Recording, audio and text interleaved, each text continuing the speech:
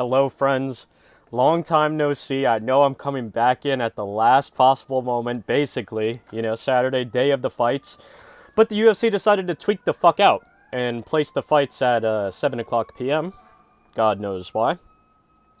For a fight night. God knows why. God knows why. I'm about to get right into it. I'm actually pretty hyped about UFC Fight Night. Cortez versus Namajunas. Tracy Cortez versus Rose Namajunas, of course. I think there's a couple of fights on here that are fantastic fights that could be on a pay-per-view in reality.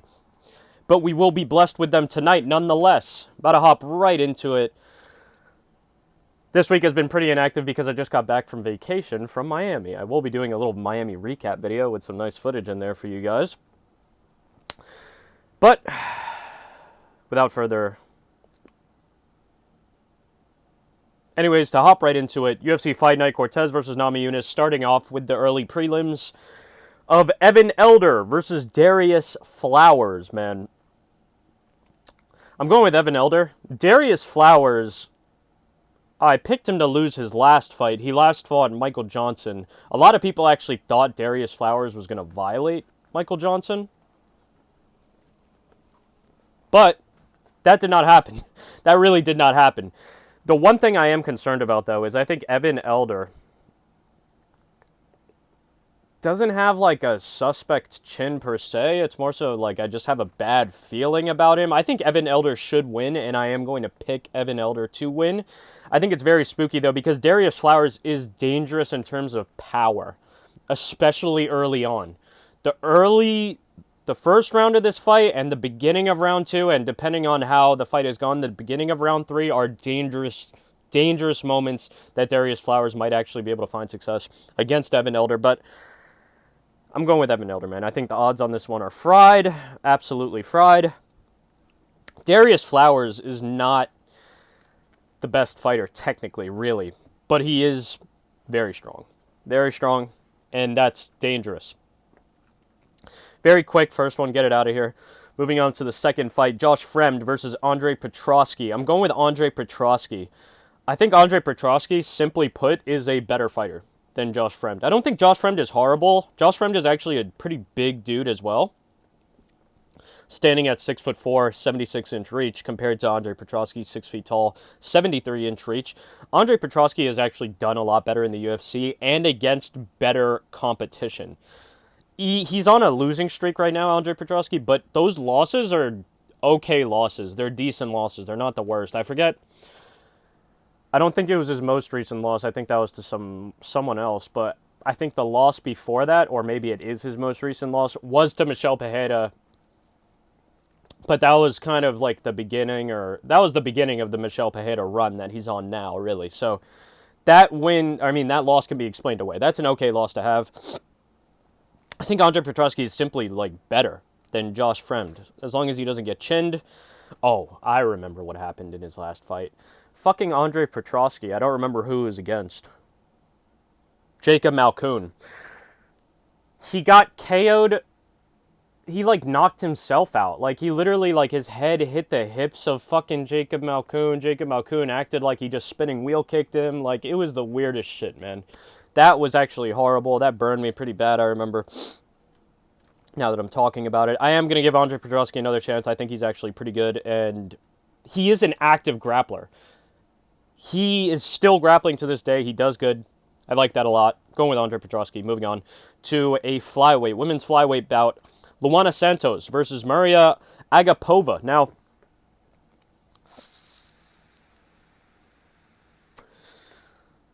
I'm going with Luana Santos because Mariya Agapova, when I was doing my research for these picks, not really research, I was just checking on Tapology, checking some histories and stuff for some fighters that I really didn't know too much. I wasn't really watching much tape.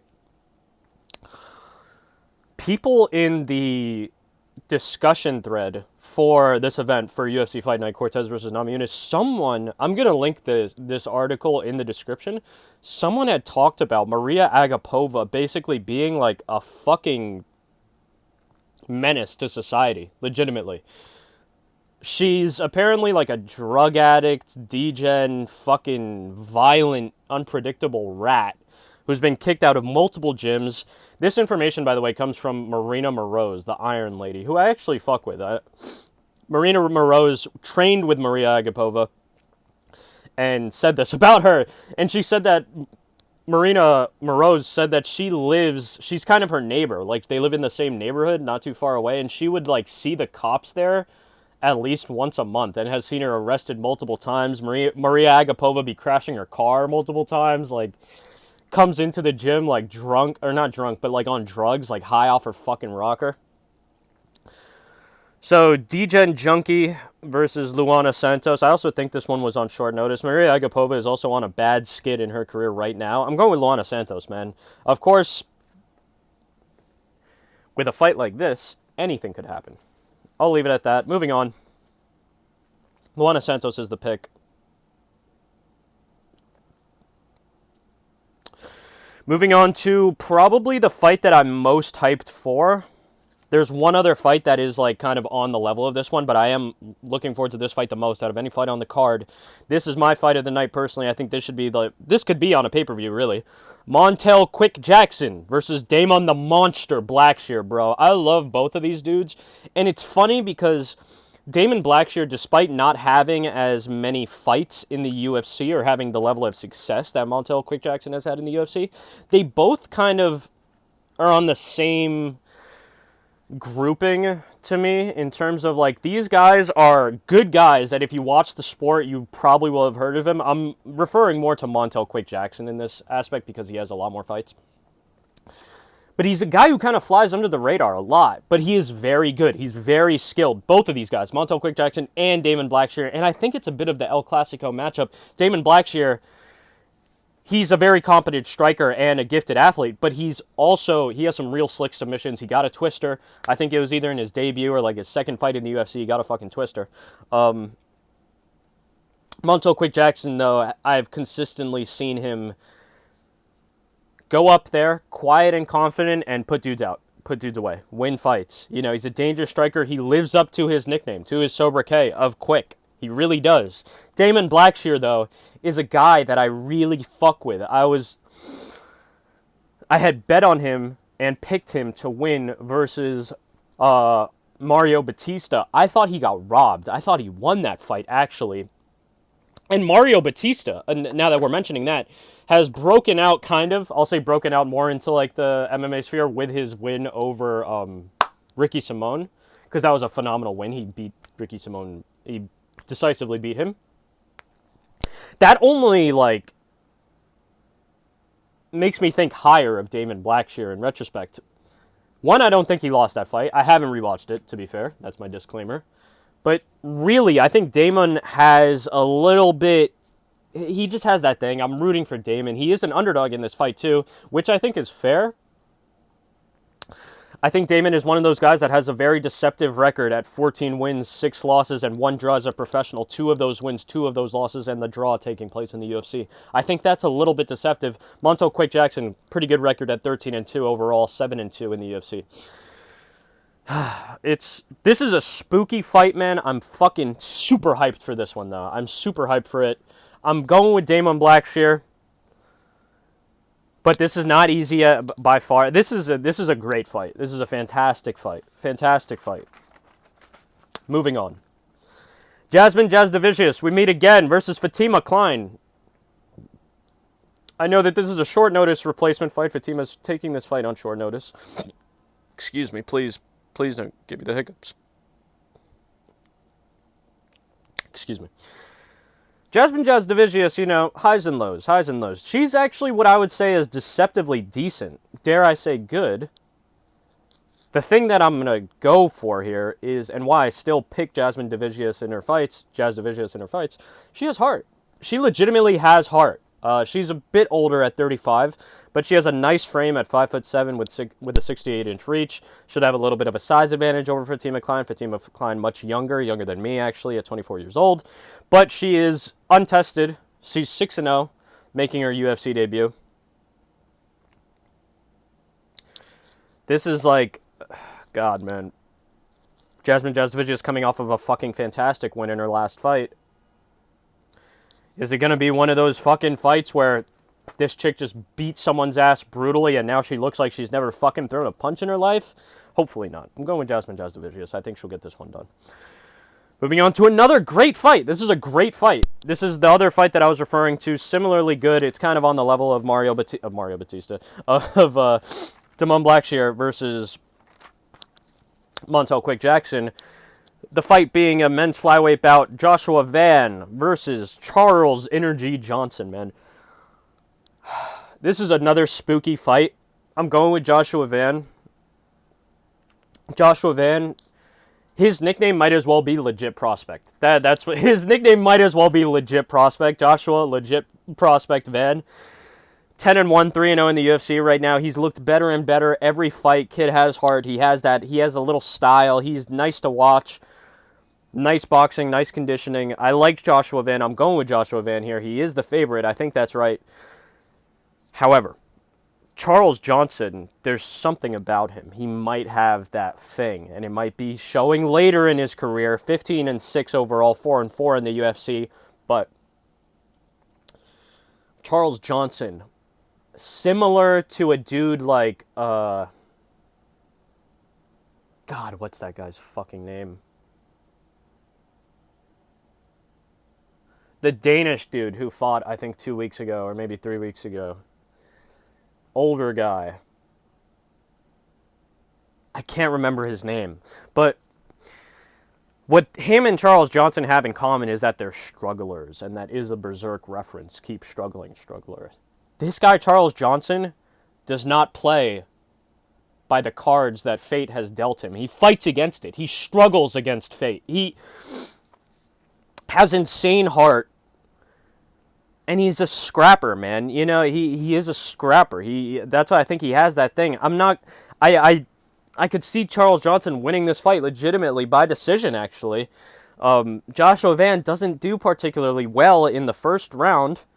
Who knows? Maybe Charles Johnson wins the first round, loses the second one, and then comes back and wins the third. Who fucking knows? It's actually a spookier fight now that I think about it. God, my camera's shaking everywhere. I'm going with Joshua Van, though.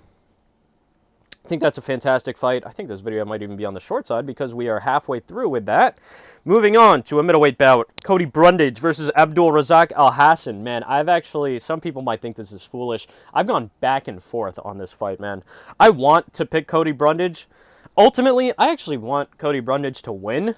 I gotta fuck with Cody Brundage, but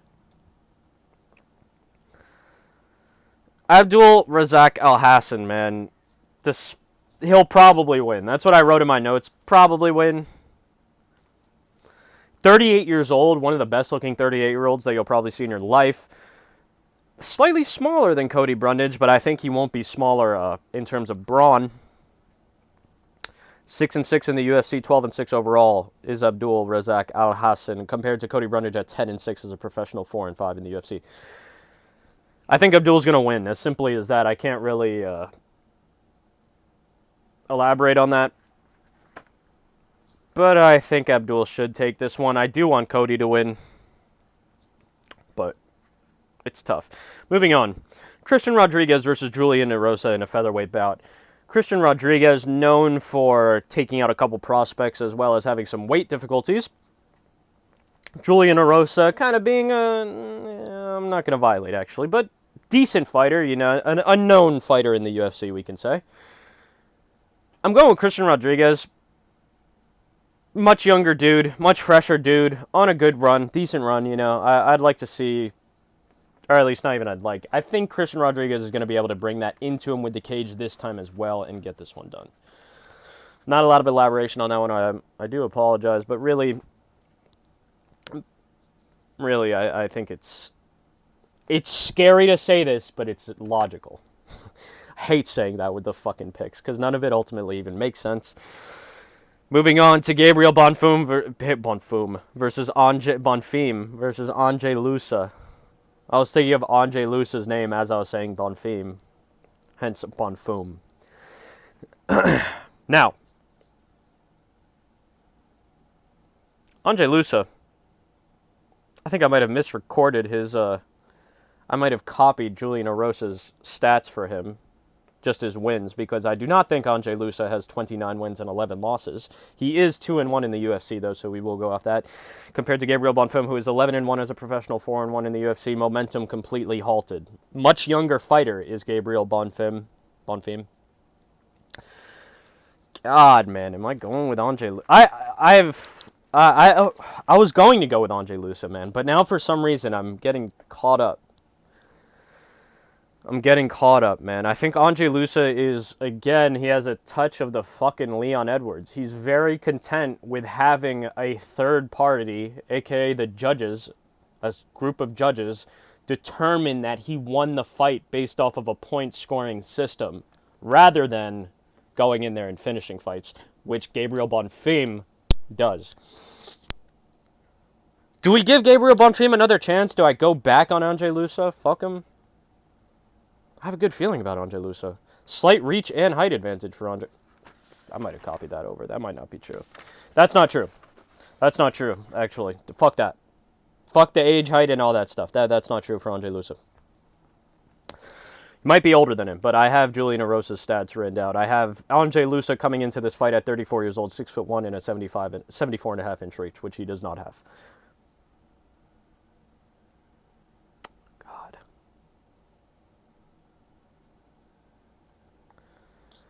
This is tough.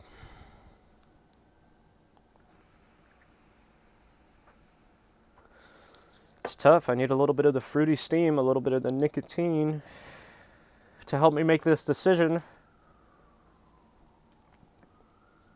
Do I just say fuck it and go with Anže Lusa in another wild underdog pick? If I say fuck it and go Anže Lusa, I feel like almost I'm making an emotional pick.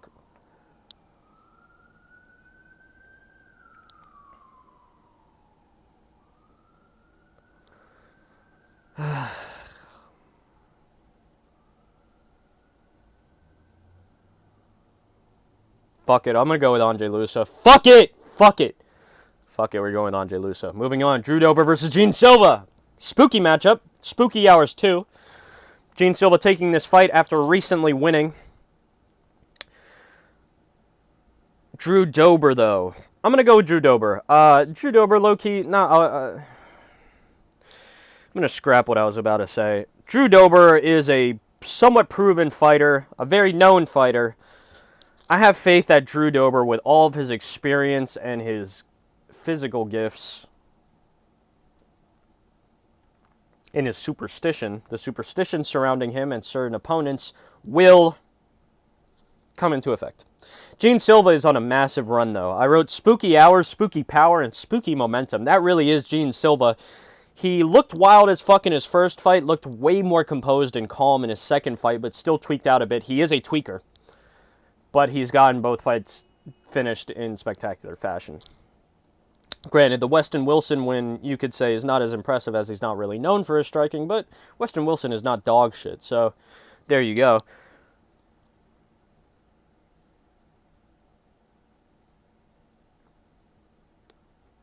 Am I going to switch up to Gene Silva? No, I'm not. I'm going with Drew Dober, actually.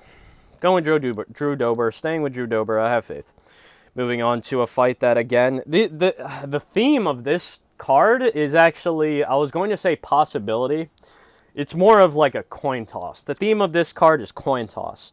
I feel like whoever I fucking pick, the other dude's going to win in a lot of these fights. Like Gabriel Bonfim versus Anže Lusa, I feel like whoever I pick, is the other dude's going to win.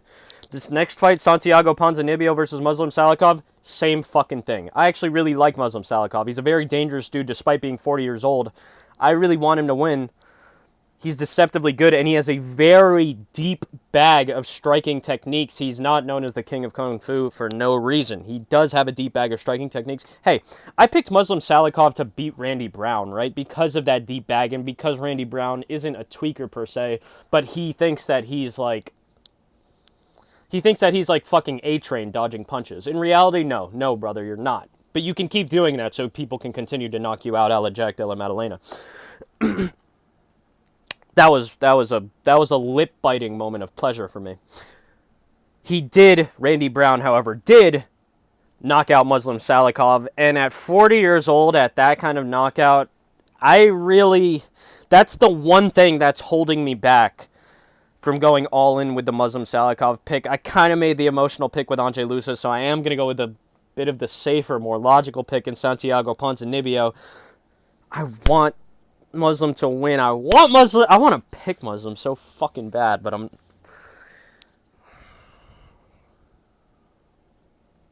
Ah! Okay.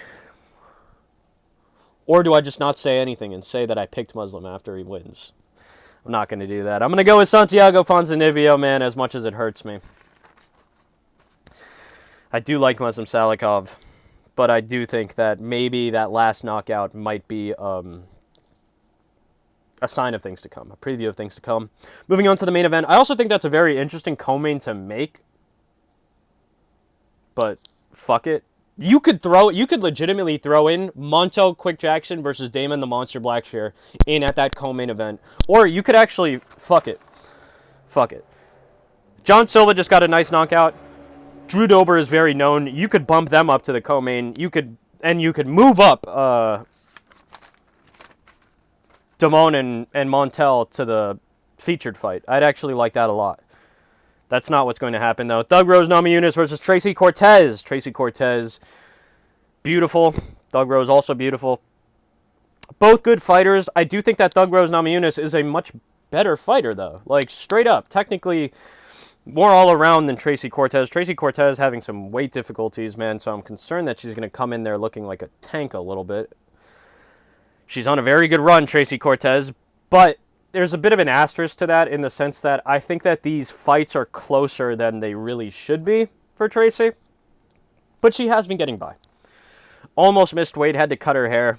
I like the short hair. The one hiccup I have, I'm going with Thug Rose Namajunas, right? But the thing that always is in the back of my mind, especially after Amanda Ribas, but like,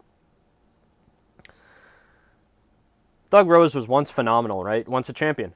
Now she's extreme. It seems to be that she's inconsistent. I almost said extremely inconsistent. I'm just going to say inconsistent. And the ties between, like, her personal life and her fighting career are a little bit too close for my liking. That might sound like a foolish statement, but what I mean is I think for her it's a bit more evident than other fighters that whatever's going on, if her personal life is doing well, she'll do well fighting. If it's not doing well, she might not do as well fighting. She could also do well. Who the fuck knows? Maybe I should never have even brought that out. I am going to go with Thug Rose to get this one done. Tracy Cortez could barely scrape by, even win by fucking robbery, because that would put her at 6-0 in the UFC, 12-1 overall. A lot of hype. She is pretty. A teensy bit younger, so they can maybe squeeze out a bit more time. Notable amount of fights less than Thug Rose as well, so she probably does still have a little bit more left in the tank, but still, that does not matter for this fight. Going with Thug Rose Namajunas. Hopefully she can get it done by spectacular KO TKO.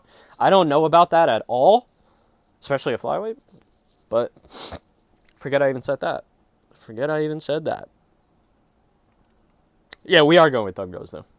Just thinking about it right now. No, we're still going with Thug Rose. Tracy Cortez is nice, but I've seen her... I see stiffness a little bit. Stiffness of the soul, you could say. Recap the fights, and you know what? I'll try to throw in the round and method of victory, but for some of these, I actually have none. Starting off with Evan Elder versus Darrius Flowers. Again, I'm going with Evan Elder, but I actually have no round and method of victory. If anything, it'll probably be a decision. Maybe Evan Elder subs him. Maybe he KOs him. Who knows? But I do think Evan Elder will probably get it done by decision. Andre Petroski, I'm going by a slick submission in round 2 over Josh Fremd. Luana Santos versus Mariya Agapova. I have Luana Santos taking this one by calm decision. Damon Blackshear, I cannot even begin to think about how he'll win this one. But not in the set. That makes it sound like I can't see him winning. I really just don't know what's going to happen. This is a fucking fantastic fight, man. It's one of those fights that are so good you almost wish it wasn't happening. Like you could save it for later, but you can't. You can't. Jasmine Jasudavicius versus, who are you fighting again? Fatima Kline. Going with Jasmine Jasudavicius, probably by decision, but if not, maybe submission. Who knows? Even though Fatima apparently is a bit of a grappler, she hasn't shown it. She's just known as one. if you know what I mean.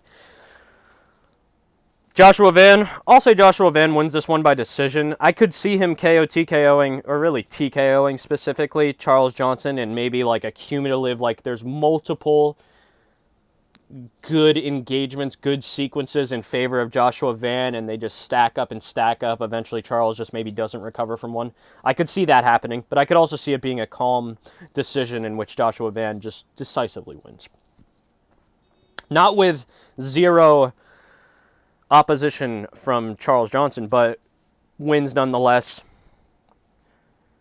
I could see that happening. Abdulrazak Alhassan, man, how the fuck do you think you're going to win this one, brother? I think you win this one by either decision, by multiple ways. There's multiple ways you could win this one, but shit.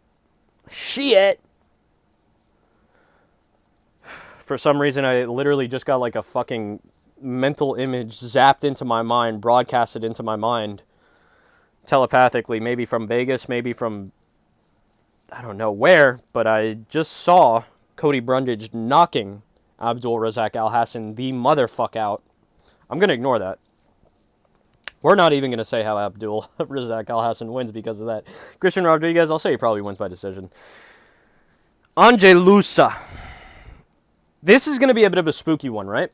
I'm going to say Ange Lusa wins by KO TKO. I don't know what round, but we'll say that Gabriel Bonfim, maybe in a chaotic exchange, thinks that he does better than he actually does against Ange Lusa. Maybe he thinks he catches him with a good punch, or he's just extremely eager to get in there, get into a firefight, gets clipped by Ange Lusa, goes out. I could see that. Maybe ends up in a sub, who knows?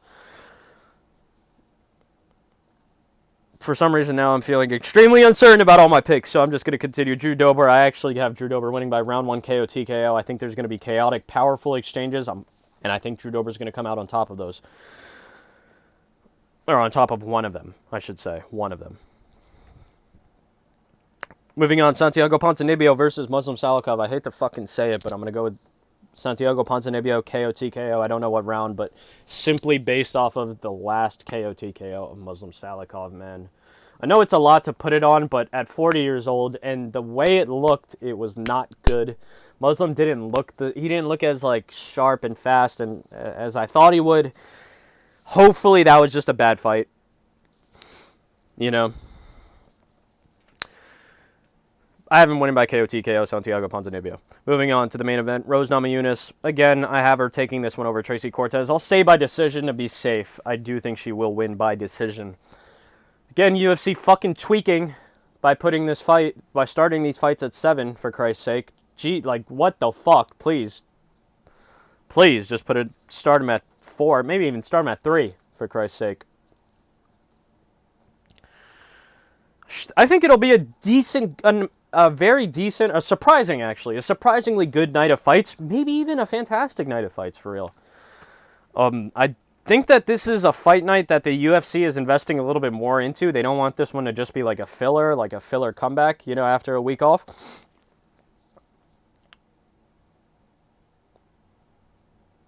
I think it's going to be deceptively nice. I always say this, maybe a decent amount of finishes, but hey, we'll see. That's really it. I'm going to keep this one short and sweet, even though it's probably roughly a little bit under the average of my other videos, somewhere around like the 20-minute mark. But like the video if you like the video, dislike the video if you dislike the video or my picks. Please also leave a comment telling me why you didn't like the video or like the picks, or if you think I'm tweaking. Whatever you want to talk about, leave a comment. I always love to respond and talk to people in the comments on any medium, shorts, my long-form videos, my pick videos, fucking posts. Occasionally I'll hit the post if you see them. Subscribe if you want to see more. There is, of course, as always, my fucking mandatory promise of more content, different content, I should say, coming. Specifically, I did not forget the Stereophonic review. Stereophonic being not a musical. It's not a fucking musical. A new play that swept at the Tonys, but it's absolutely dog shit. It's one of the worst shows you could see in your life. It's similar to, like, I would imagine that Stereophonic was invented.